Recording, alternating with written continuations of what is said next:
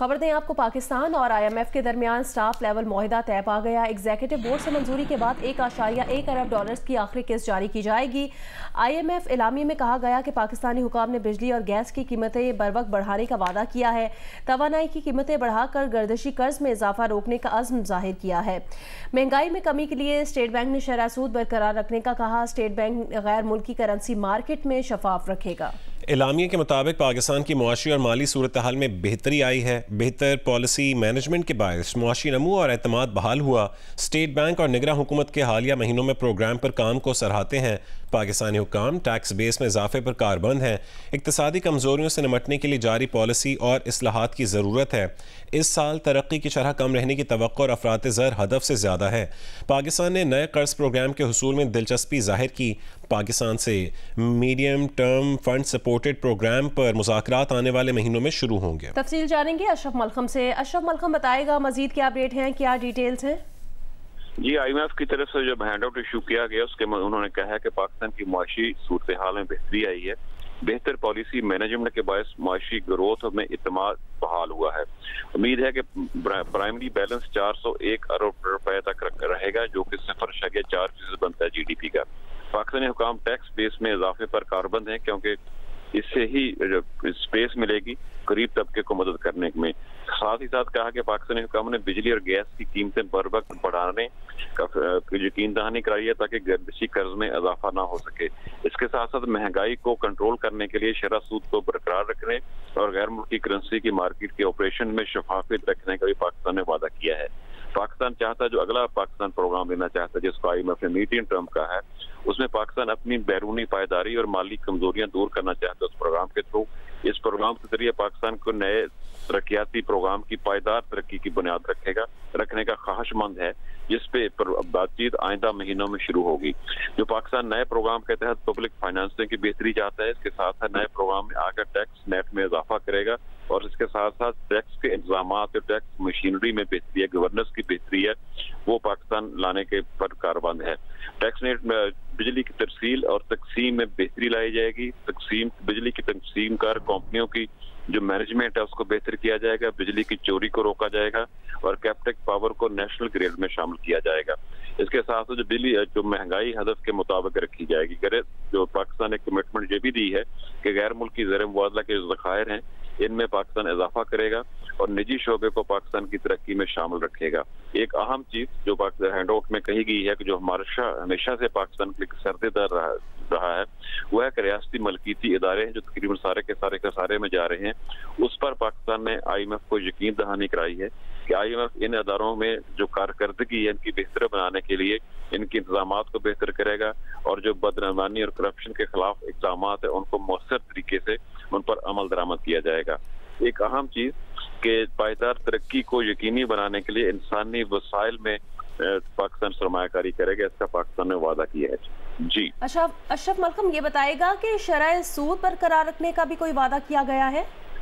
जी बिल्कुल, मैंने अर्ज किया है कि IMF के मुताबिक पाकिस्तान महंगाई में कमी के लिए जो IMF के बकौल महंगाई में कमी के लिए शरह सूद बरकरार रखना जरूरी है। इस हैंड आउट में जिक्र है उसके मेंटेन रखने का पाकिस्तान ने वादा किया है जब तक कि महंगाई में कमी नहीं हो जाती, जिससे मतलब यही निकलता है कि शरह सूद जिस वक्त है, जिसको बारहा वजीर खजाना भी एक दो दफा जिक्र कर चुके हैं, पूरी कौम भी चाहती है, पाकिस्तान के ट्रेडर भी चाहते हैं उसमें कमी की जाए। फिलहाल वो कमी होती हुई इस एलानिया के मुताबिक नजर नहीं आती, क्योंकि पाकिस्तान। बहुत शुक्रिया अशरफ मलखम हमारे साथ थे। इसी से मुतालिक मजीद बात करेंगे मुआशी तज्जियाकार डॉक्टर खाकान नजीब और खुर्रम शहजाद ने हमें ज्वाइन किया है। खाकान नजीब साहब, ये कहेगा कि IMF से ये डील नई हुकूमत की मुआशी इस्लाहात के लिए कितनी अहम साबित होगी? देखिए, एक तो बात बड़ी क्लियर है कि पाकिस्तान को IMF के प्रोग्राम के साथ रहना इसलिए जरूरी है कि जिस तरह की ग्रॉस फाइनेंसिंग नीड्स हैं पाकिस्तान की, जिस तरह के एक्सटर्नल फ्लोज चाहिए, वो IMF के अम्ब्रेला के बगैर नहीं आ सकते। दूसरी बात, आपको एक मैक्रो स्टेबिलिटी सी मुल्क में दिखाई दे रही है, जिसकी एक कलीदी वजह यही है कि हम एडजस्टमेंट्स के एक फेज में हैं और IMF के साथ वो adjustments, pricing changes, monetary policy tightening और थोड़ी सी फिस्कल कंसोलिडेशन ये कर रहे हैं। पर अगर आप इस एलामिया को देखें और मुल्क के हालात देखें तो ये बड़ा एक सोबरिंग मोमेंट है पाकिस्तान के लिए। ग्रोथ मॉडेस्ट है इस साल, इन्फ्लेशन वेल अबव टारगेट है और पाकिस्तान की जो डीप सीटेड वल्नरेबिलिटीज हैं वो ऑन गोइंग है। तो बहुत ही सोबरिंग मोमेंट है कि इसको गौर से पढ़िए। और अभी आने वाले दिनों में जो आपको करना है कि आपको इस पाथ पे रहना है, यानी कि एक ऑस्टेरिटी के पाथ पे जो IMF के प्रोग्राम के अंडर है वो रहना है, जिसमें एडजस्टमेंट्स का जो दौर है वो खत्म नहीं हुआ और वो चलता रहेगा। तो मैं हमेशा कहता हूं कि ये एक नेसेसरी कंडीशन है IMF, ये एडजस्टमेंट्स नेसेसरी हैं, हम इससे इनहराफ नहीं कर सकते और इसी की वजह से मैक्रो स्टेबिलिटी सीमेंट हो जाएगी जो दिखाई दे रही है। इन्फ्लेशन टेपर होना शुरू हुई है पर वेल अबव टारगेट है, इसीलिए जो आपका पॉलिसी रेट है वो ऊपर है और सारा जो मुल्क है उसको ऑब्वियसली एक हमने स्लो मोड में रखा हुआ है। ये है इस वक्त पाकिस्तान।